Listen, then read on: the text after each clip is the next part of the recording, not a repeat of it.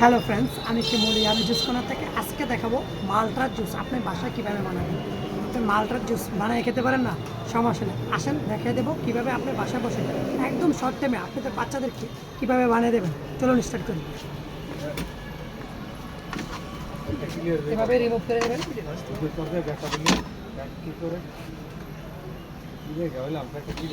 তো যখনই কাট করেন বি কেয়ারফুল, আঙুলগুলো সাবধানে রাখবেন,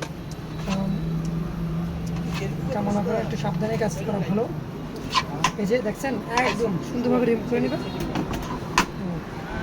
কাটতে ব্লেন্ডে দিয়ে দেবেন। আমি এখানে টেস্টের জন্য হালকা ব্ল্যাক সল্ট দিয়ে দেবো, বিট লবণ। আপনি চিনি খেলে দিতে পারেন বা চিনি ছাড়া খেতে পারেন। আমি এখানে চিনি দিয়ে দেবো, হোয়াইট পানি দিয়ে দেবো।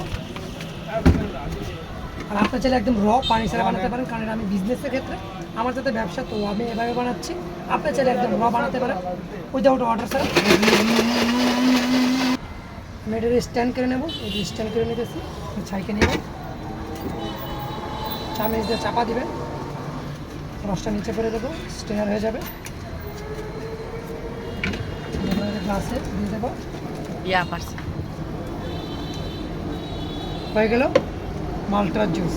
আপনি চাইলে এভাবে বানিয়ে নিতে পারেন। Thank you.